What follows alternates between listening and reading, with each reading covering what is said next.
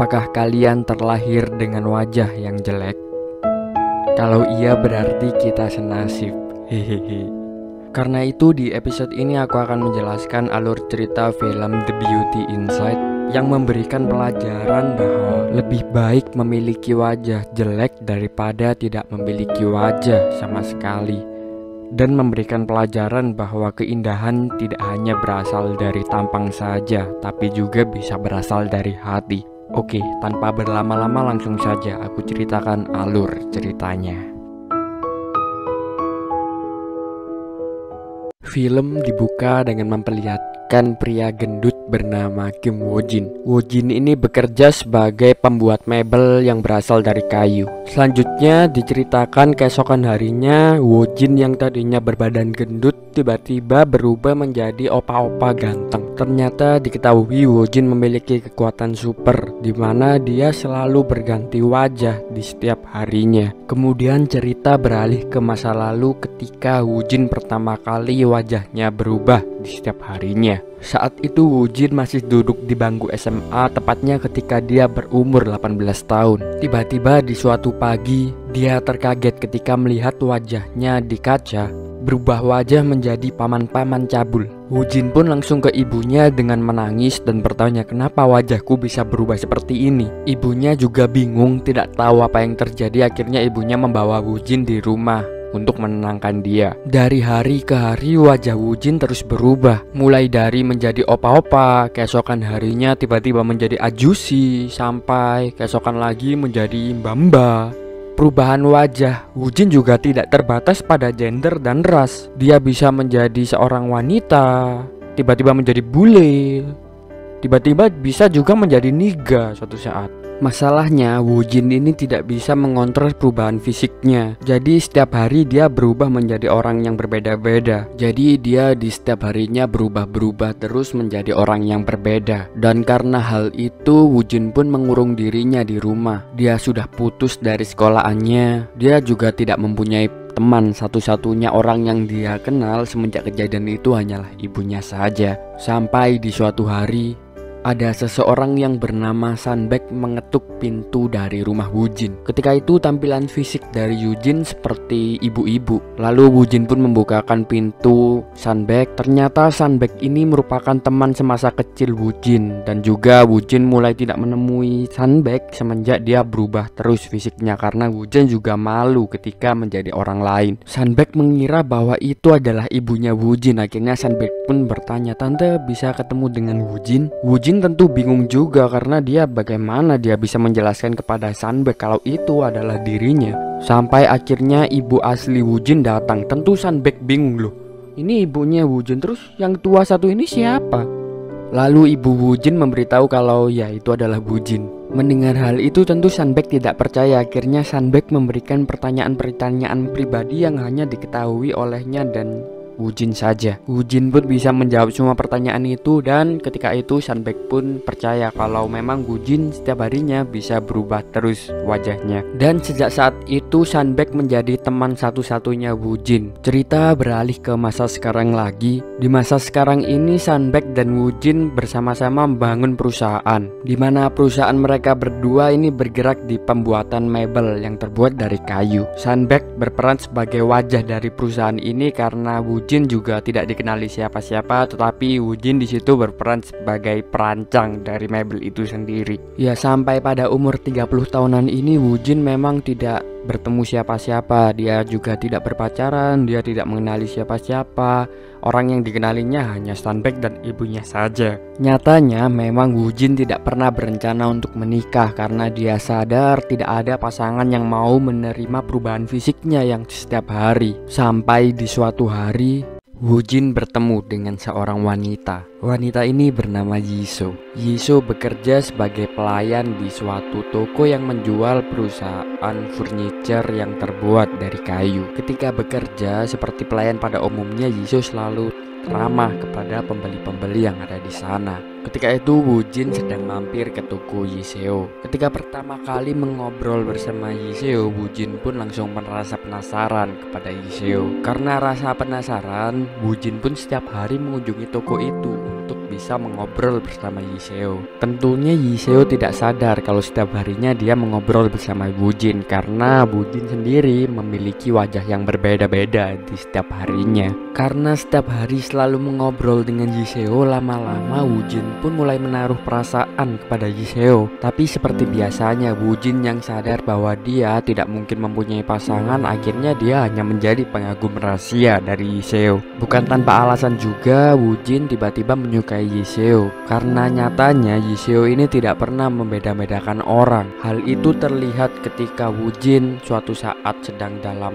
keadaan yang jelek, keesokan harinya menjadi ganteng, keesokan harinya lagi menjadi biasa saja. Yiseo tetap mengistimewakan Wujin, tidak peduli bagaimanapun wajahnya. Awalnya Wujin beranggapan seiring berjalannya waktu mungkin perasaan dia suka kepada Yiseo akan hilang. Tapi semakin lama perasaan itu semakin menguat. Wujin sampai sering tidak bisa tidur karena memikirkan Yiseo. Tapi pikiran dan hatinya selalu tidak selaras. Di satu sisi dia sadar bahwa Yiseo pasti tidak mau menerima Wujin yang setiap hari berganti wajahnya. Tapi dalam lubuk hatinya Wujin sangat ingin mendekati Yiseo. Akhirnya Wujin pun membulatkan tekadnya untuk bisa mendekati Yiseo. Tapi kesempatan itu tidak pernah datang karena keesokan harinya dia menjadi orang yang tua, keesokan harinya menjadi wanita, keesokan harinya menjadi biasa saja, malah keesokan harinya menjadi jelek. Dan tibalah di saat dia menjadi opa-opa ganteng, dia pun langsung memberanikan diri untuk berkenalan dengan Yiseo ketika itu.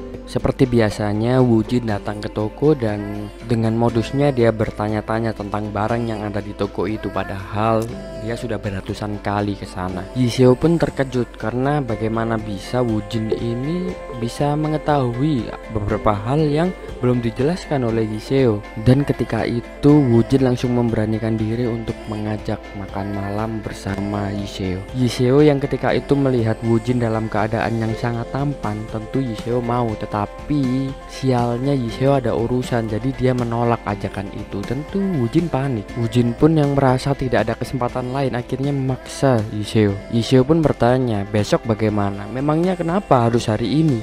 Jawab Wujin, karena di hari lain aku tidak akan pernah mendapatkan kesempatan seperti ini. Akhirnya Yiseo pun mau berangkat dengan Wujin dan mereka makan malam bersama. Wujin yang mengetahui bahwa Yiseo ini menyukai kerajinan yang berasal dari kayu, akhirnya Wujin mengajak Yiseo makan di tempat Wujin biasa membuat kerajinan kayunya. Di situ mereka berdua pun makan bersama dan ternyata mereka berdua sangat cocok dan juga mereka mengobrol sangat lama dan juga ternyata mereka berdua saling nyaman. Setelah makan, Wujin langsung mengantarkan pulang Yiseo. Wujin pun mengajak apakah Yiseo keesokan harinya ingin pergi lagi bersama Wujin. Yiseo mengiyai ajakan itu, akhirnya mereka bersepakat untuk besok pergi lagi. Ketika di rumah, Wujin sangat bingung karena dia tahu kalau dia tidur pasti keesokan harinya wajahnya akan berubah. Sampai terpikirlah ide gila dari Wujin. Dia mempunyai ide bagaimana kalau mulai detik itu dia tidak tidur seumur hidupnya supaya wajahnya tetap dan dia bisa terus bersama dengan Yiseo. Wujin pun mulai memikirkan cara bagaimana ya caranya supaya aku bisa tidak tidur lama. Akhirnya Wujin pun menemukan sebuah ramuan. Tentu ketika itu sudah malam dan dia sangat mengantuk sebenarnya, tapi dia tidak mau menghilangkan kesempatannya keesokan harinya untuk pergi bersama Yiseo dan dia pun memulai untuk meminum kerating deng. Setelah itu adrenalin Wujin pun meningkat dan dia tidak jadi mengantuk, dia pun langsung bersemangat. Keesokan harinya seperti yang janjikan, Wujin pun pergi bersama Yiseo dan mereka menikmati semua hari itu sampai pada malam hari. Wujin mengantar Yiseo pulang lagi dan Wujin mengajak apakah besok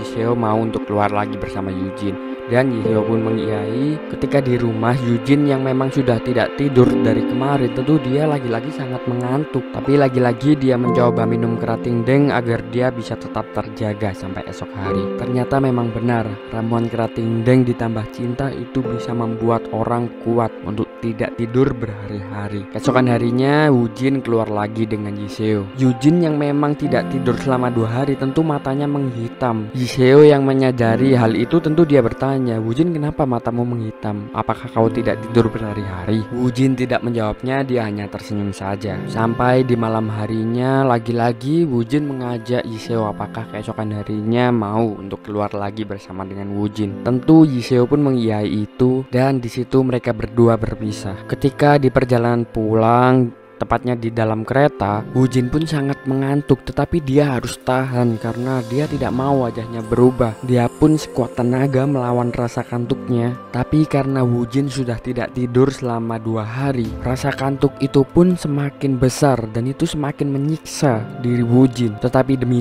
cintanya, Woo-jin terus menahan rasa sakit dari rasa kantuk itu. Semakin lama pandangan dari Woo-jin semakin menghilang dan dia semakin tidak fokus. Sampai akhirnya dia tertidur sebentar di kereta. Keretanya pun sampai dan dia terbangun. Woo-jin yang terbangun dari tidurnya tentu dia shock dan dia langsung melihat ke kaca, bagaimana wajahku, apakah berubah atau tidak. Dia pun melihat ke kaca dan bangsat, bangun-bangun dia menjadi mbamba. Tentu Woo-jin sangat sedih karena pasti hari ini dia tidak bisa menemui Yiseo karena dia menjadi mbamba, mana mau Yiseo menemuinya. Di pagi harinya, Woo-jin pun ke tempat terminal di mana Yiseo berjanjian dengannya. Dan benar saja Yiseo sudah menunggu di terminal itu untuk bertemu dengan Woo-jin. Tapi Woo-jin hanya bisa memandangi Yiseo. Dia tidak berani menyapa Yiseo karena Woo-jin tahu Yiseo juga pasti tidak mengenali wajah Woo-jin yang sekarang ini. Woo-jin yang tadinya dipaksa maju karena cinta, akhirnya dia dipukul mundur karena menerima realita. Woo-jin sadar mungkin memang Woo-jin tidak ditakdirkan untuk berpasangan dengan seorang wanita. Akhirnya Woo-jin pun memutuskan untuk pulang. Dan sejak hari itu Woo-jin pun berusaha untuk melupakan Yiseo. Dari hari ke hari Woo-jin selalu berusaha keras untuk melupakan Yiseo, tetapi dia tidak bisa melakukannya. Dalam benak Woo-jin ketika itu, jika memang memendam rasa cinta kepadamu begitu sulit dan menyakitkan, lantas mengapa hatiku enggan menyerah hingga titik ini? Akhirnya Woo-jin pun berusaha untuk menemui Yiseo lagi.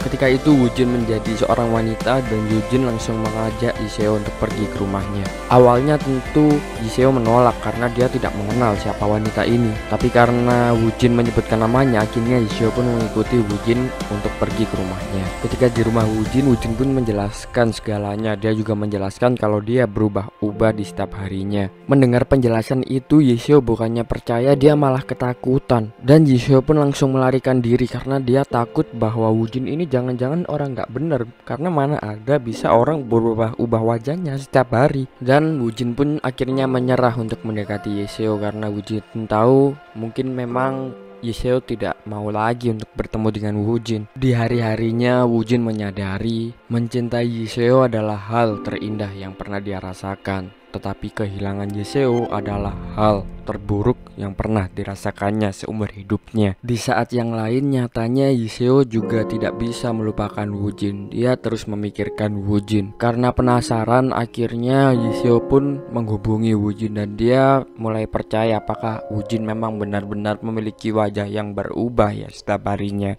Yiseo langsung menemui Woo-jin dan dia ingin pembuktian secara langsung. Jadi Yiseo memutuskan untuk tidur di sana untuk melihat perubahan wajah dari Woo-jin. Dan benar saja wajah dari Woo-jin berubah dan mulai detik itu Yiseo percaya kalau Woo-jin memang memiliki suatu keunikan. Dan sejak saat itu mereka pun berpacaran. Setiap harinya Woo-jin dan Yiseo mengalami hari-hari bahagianya. Yiseo pun tidak mempedulikan fisik dari Woo-jin. Seperti apapun fisik Woo-jin di hari itu, Yiseo tetap mencintainya. Yiseo seakan berpacaran dengan orang yang berbeda-beda. Karena Woo-jin pernah menjadi wanita, suatu saat pernah menjadi orang yang ganteng, suatu saat menjadi orang yang jelek, bahkan juga pernah menjadi bocil. Suatu hari Yiseo ada pesta di kantornya. Teman-teman Yiseo pun yang penasaran siapa cowok dari Yiseo menyuruh Yiseo untuk mengajak pacarnya datang ke pesta itu. Tentu Yiseo bingung dan dia tidak tahu bagaimana cara mengajak Woo-jin karena Woo-jin kan selalu berubah wajahnya. Akhirnya Yiseo pun mengajak Woo-jin. Sialnya di hari H pesta itu Woo-jin menjadi nenek-nenek dan tidak mungkin dong Woo-jin datang dengan rupa nenek-nenek untuk dikenalkan ke temannya Yiseo. Woo-jin sekuat tenaga berusaha untuk tidur agar fisiknya bisa berubah. Untungnya dia bisa tertidur, dia pun terbangun. Yiseo pun menunggu kemana ini Woo-jin, kenapa dia tidak datang-datang. Akhirnya ada seseorang di belakang dan itu ternyata adalah Woo-jin. Untungnya ketika itu Woo-jin berubah menjadi sugar daddy yang sangat ganteng. Hari berhari terus berlalu, mereka berdua terus berpacaran. Suatu saat Woo-jin memiliki keinginan untuk melamar Yiseo sebagai istrinya. Woo-jin menunggu di saat fisiknya berubah menjadi sangat ganteng. Dan tepat di ketika hari Woo-jin menjadi sangat ganteng, Woo-jin mengajak Yi-seo makan malam. Di situ Woo-jin langsung memberikan cincin dan berniat untuk melamar Yi-seo. Tetapi Yi-seo hanya diam saja dan dia tidak antusias untuk menjawab ajakan lamaran dari Woo-jin. Akhirnya Woo-jin tersadar Yi-seo ternyata masih ragu untuk bisa menikah dengan Woo-jin. Akhirnya Woo-jin tidak jadi melamar Yi-seo. Setelah hari itu, teman-teman dari Yi-seo juga sering menggibahi Yi-seo di belakang karena teman-teman Yi-seo mengetahui bahwa Yi-seo selalu berganti-ganti pasangan. Ya, nyatanya teman-teman Yi-seo tidak mengetahui fakta bahwa Woo-jin memiliki kelainan berubah terus wajahnya. Jadi wajar kalau teman-teman Yi-seo mengira Yi-seo selalu berganti-ganti pasangan. Namanya seorang wanita, Yi-seo pun sering kepikiran karena sering digibahin oleh teman-temannya, dan itu seringkali membuat Yi-seo depresi. Sampai suatu hari tiba-tiba Yi-seo masuk rumah sakit. Woo-jin yang mengetahui itu langsung ke dokter. Dokter langsung menjelaskan Yi-seo masuk rumah sakit karena dia selama ini depresi. Yi-seo juga sering meminum obat penenang untuk menenangkan jiwanya. Di situ Woo-jin pun merasa bersalah. Akhirnya Woo-jin memutuskan untuk curhat kepada ibunya. Woo-jin semakin terkejut ketika ibunya bercerita bahwa sebenarnya Woo-jin ini mempunyai ayah. Ayahnya juga memiliki fisik yang sama seperti Woo-jin, yaitu ayah dari Woo-jin selalu berganti-ganti wajah setiap harinya. Ibu Woo-jin juga cerita bahwa dia mengalami depresi karena dia tidak bisa berhubungan dengan ayah Woo-jin yang selalu berganti wajahnya setiap hari. Dari situ Woo-jin pun sadar mungkin penyebab Yi-seo depresi adalah rupanya yang selalu berganti. Dia pun terus berpikir, apakah aku seharusnya meninggalkan Yi-seo ya demi kebahagiaannya. Akhirnya di suatu hari Woo-jin memutuskan untuk pamit pergi kepada Yi-seo. Woo-jin tidak bilang untuk pergi meninggalkannya karena Woo-jin tahu kalau dia bilang hal itu kepada Yi-seo pasti Yi-seo melarangnya, dan dia pun memberikan suatu pemberian yaitu kursi kepada Yi-seo sebagai ucapan perpisahan selamat tinggalnya. Dan di hari itu Woo-jin pun meninggalkan Yi-seo. Sebenarnya hati Woo-jin sangat sakit karena nyatanya Woo-jin masih mencintai Yi-seo. Tapi di sisi lain dia sadar kalau dia tetap bersama dengan Yi-seo pasti Yi-seo akan semakin depresi. Dan demi kebahagiaan Yi-seo akhirnya Woo-jin tetap membulatkan tekadnya untuk berpisah dengan Yi-seo. Karena bagi Woo-jin level tertinggi mencintai adalah mengikhlaskannya. Dan mulai sejak saat itu Woo-jin tidak pernah lagi untuk menemui Yi-seo. Sungguh tolol memang Woo-jin ini. Dan juga sangat bacot memang Woo-jin ini sok-sokan mengikhlaskan, karena harusnya cintanya bukan untuk diikhlaskan tapi diperjuangkan. Anjing memang. Dan ketika itu nyatanya Yi-seo juga masih mencintai Woo-jin. Yi-seo pun mencari Woo-jin kemana-mana tetapi dia tidak menemukannya. Yi-seo juga menyesal karena mendengarkan gibahan dari teman-temannya, sehingga karena itu Woo-jin meninggalkannya. Akhirnya Yi-seo pun teringat bahwa Woo-jin mempunyai teman bernama Sunbaek. Yi-seo pun langsung ke Sunbaek dan dia menanyakan di mana Woo-jin. Ternyata Woo-jin sudah pergi dari Korea. Dia sekarang ada di Swedia. Yi-seo tanpa berpikir panjang langsung pergi ke Swedia dan dia mengetuk pintu rumah Woo-jin. Woo-jin tentu terkaget ketika dia melihat Yi-seo di sana, dan Woo-jin pun berbohong kalau itu bukan dirinya. Yi-seo tentu tidak mengetahui karena Woo-jin ini kan tampangnya berubah setiap saat. Untungnya sutradara dari film ini mendapatkan hidayah dari sang pencipta di akhir film. Yi-seo tanpa berpikir panjang langsung memeluk Woo-jin dan Woo-jin pun akhirnya menangis. Di situ akhirnya mereka berdua bisa bersama lagi. Yi-seo langsung mengatakan keinginannya untuk ingin menikahi Woo-jin dan filmnya pun habis. Luar biasa memang film satu ini. Terima kasih kepada penulis skenarionya yang telah memberikan happy ending. Dan ketemu lagi di konten selanjutnya.